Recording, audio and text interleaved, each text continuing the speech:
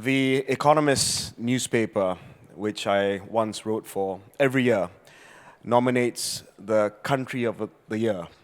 They pick a country which has shown the biggest improvement throughout the year. And for 2025, The Economist chose Syria as their country of the year, country that showed the greatest improvement. Within the matter of 1 year, since the political change at the end of 2024, right up till today, we have seen Syria not only stabilize the country, but also open its doors to investments from around the world. Often people say that regime change or political upheaval, revolution, whatever you want to call it, is actually easier than nation building. And we've seen many examples where that's true, where the initial change in leadership or change in regime has been followed by disappointment in nation building and in creating a resilient economy.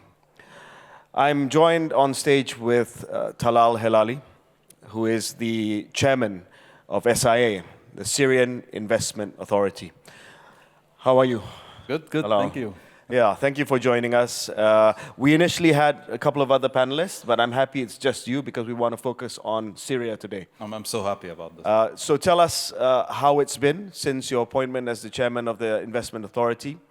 We hear reports Syria is open to the world. We hear that things are stabilizing. But of course, this comes after more than a decade of strife, conflict, civil war. Investors are rightly concerned whether or not stability has returned to Syria and whether or not capital, money, investments should follow. Well, that is true. We had a lot of changes in the past year in 2025. I was myself totally surprised with how smooth changes were, very positive. So basically, I was raised in the United Arab Emirates. My family moved in here in the 1970s. I come from a family business background, managing an industrial group of companies over here.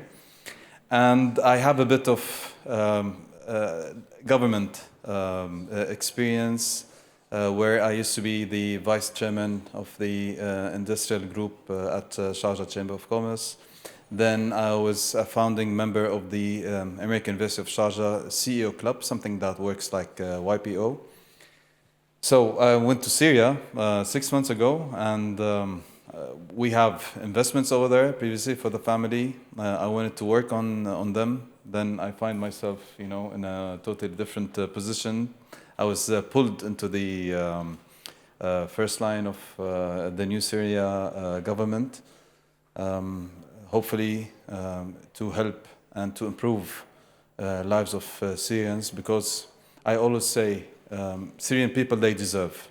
They've been through so many hard times, and we all have seen and heard of the difficult times Syria have been through. So now is the right time to change things around. I'm going to go a bit into the investment law. In 2025, there was a new investment decree that was launched, and today it is considered one of the top 10 investment laws in the world.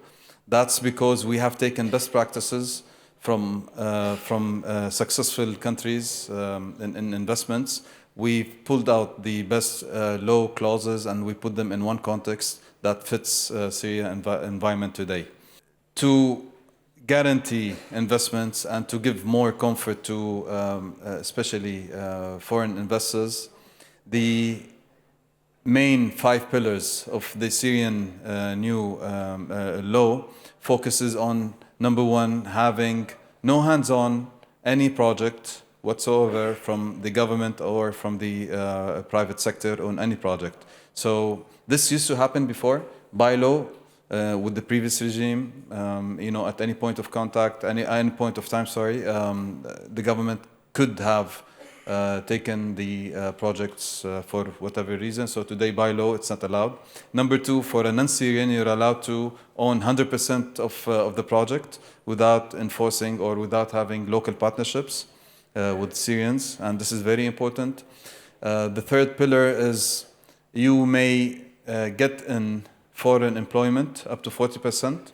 And this is really important to mention right now because a lot of Syrians have left Syria, and we have a big loop of doctors, engineers all around the world, and they've proven themselves.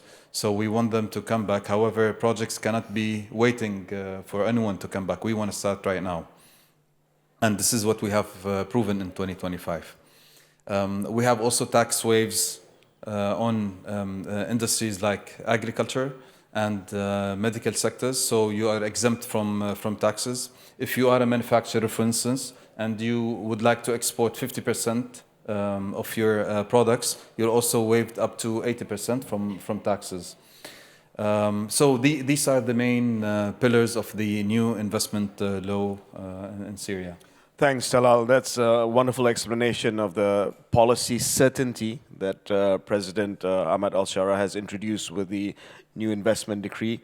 I think that gives comfort to a lot of investors that Syria is not just open for business, but there is policy certainty and transparency and integrity in the new administration.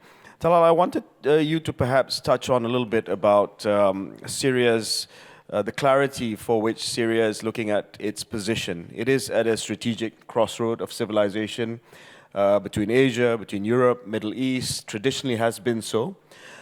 Massive reconstruction going on with trying to uplift the economy after years and years of conflict. So tremendous opportunities. In Asia, we say with crisis comes opportunities. I heard the wonderful presentation by the Deputy Prime Minister of Azerbaijan about the clarity of Azerbaijan's role in the strategic land bridge from Asia to Europe.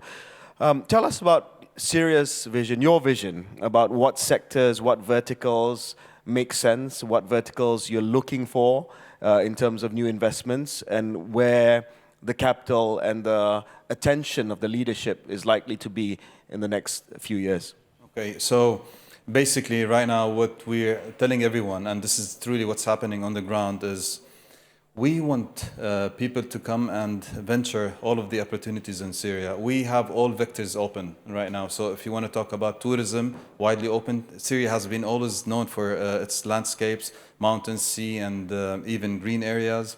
If you want to talk about agriculture, we're very well known in cotton, we're very well known in wheat. A big portion of our wheat was always, and I believe Syria was the second in the world to export wheat to Italy for making pasta and all of the other products. We are also very well known in fruits and vegetables.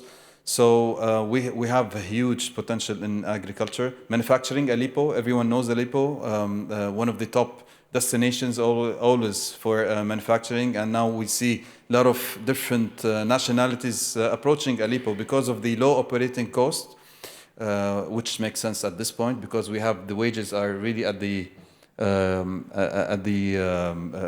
lowest level, so people would like to take advantage of this. Construction, for instance, there was no single real estate development taking place in the past 15 years. So we have a lot of projects planned for 2026. And very soon we're going to announce two of the most biggest projects in real estate now. Power, we've taken, I have to mention this. We started off in 2025 with power. Of course, without having power generation, you would not be able to manufacture, you would not be able to do any of what I have mentioned before. So starting from 3 hours a day, now we're at 13 hours a day. And by the end of 2026, we're aiming for 24 hours in all of Syria. And this is really a big milestone that we have achieved. We spent a lot of efforts and expertise and money in this. We had a lot of support. Azerbaijan is also one of the biggest supporters when it comes to gas for power generation. And we thank them, of course, as well as all of our partners who came in directly without even hesitation. You know, UAE, Saudi Arabia, Qatar, Turkey, so many countries, they come with a lot of passion about Syria. And this is something that I have seen before. As a businessman, it's nice to have profit, but people come and say, we want to invest. We just want to see Syria at a different level right now. Talal, the mood music for Syria internationally, the optics and everything has changed dramatically in the last year or so, especially with the change in regime, with the lifting of sanctions, with the announcement of deals, not just with the West, but with the Gulf, with other Central Asian countries. I hope you're also looking at other countries from around Asia, I'm from Malaysia, to bring our capital, to bring our companies to invest there. But a follow-up question to the vectors would be, how would projects be funded and financed? Obviously, the country which is going through reconstruction right now, companies are wondering, would the best way to do this and what the appetite is with the Syrian government right now, would it be more of a public-private partnership, long-term concessions, privatization? Would that be the model of investment that you favor right now in Syria? Absolutely, that's the way we're going forward. We've had PPPs and concessions in 2025, and we believe right now with the new Syria government, we believe that the government should not be involved into commercial activities. It should be 100% shifted into private companies. So we are very open to PPPs, BOTs, and all sort of private government partnerships. We've seen how the airport have developed. We have 4 big projects now: Damascus Airport, Aleppo, I think. Yeah, now we're gonna have a big announcement. You have an announcement, eh? Yeah. So now Ambassador Tom Barak is in Damascus. So today, and in the next maybe few minutes, we're gonna announce a big project, oil project with the USA by Chevron, oil and gas company. And next Saturday also we're announcing also 4 to 5 big mega projects also. So things are moving in the right direction. We are open to everyone. This is something very important, We are open to all countries. We don't have limits. We don't have restrictions to everyone. Whoever would like to come and venture the opportunities in Syria, he's more than welcome, whoever it is. We've got 2 minutes, Talal. I've got 2 questions, last questions for you to conclude with. The first, you have an experience living here in Dubai, you're exposed to the world. Tell us about how you're running the Syrian Investment Authority, the SIA. Is it truly one-stop shop, facilitate everything from A to Z to make sure that from conceptualization to signing to on the ground to shovel-ready projects, you guys have the capacity to do so? One. Secondly, and a more sensitive question, Talal, I've got to ask you this. The government itself is a transitional government. The president is also an interim president. So a lot of people are wondering, this wonderful vision that you have, this wonderful sense of purpose, clarity of thought that you have, we wish and we pray that it will happen. Tell us, as somebody who has been living abroad, but now back in Damascus, back in Syria, how optimistic are you that this is a permanent change for better in Syria? Well, that's the reason why we're here right now. We're open to everyone. We're saying that this is a vision, it comes from the leadership. Number one, we've taken, as the new frontline right now in Syria, we've taken best practices. When I first came in, I've called a couple of colleagues and friends, very close friends, who are in the frontline over here right now from UAE, and I told them, guys, please send me all of the regulations, whatever you have. So we're trying to take all the best practices from people who have made successful stories. To be honest, if I'm gonna say here a month, a year, that's not my intention. My intention, there's a purpose from this government, if it was permanent or transition or whatever. We are here for a purpose. We want to have a big move in Syria. We want to give Syrian people, as I said before, hope, and we want to show them that yes, we can do it, as so many other countries have done it before. Syria has a lot of potential. Back to the first question. At Syria Investment Authority, right now we have a one-stop shop that all of the government representatives are in our building. So you can do, as an investor, all of the formalities through our desks.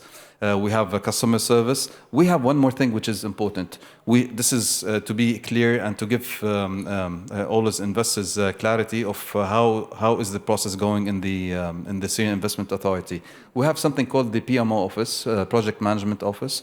It used to be one, led by me. Now we're 18, and the total employment have exceeded 120 in the past 5 months only. So this PMO office, it studies the projects, the investment projects, based on 3 main pillars. Number 1, on legal background of the investor and of the company. We'd like to make sure that the company and the background comes in with a true purpose. Number 2, financial capacity of continuing the project. And number 3, technical expertise. We want companies to come and true companies to come and invest within their experience. So that's what we're doing right now. Thank you very much. Ladies and gentlemen, Mr. Talal Helali, thank you so much for that. Thank you. Pleasure.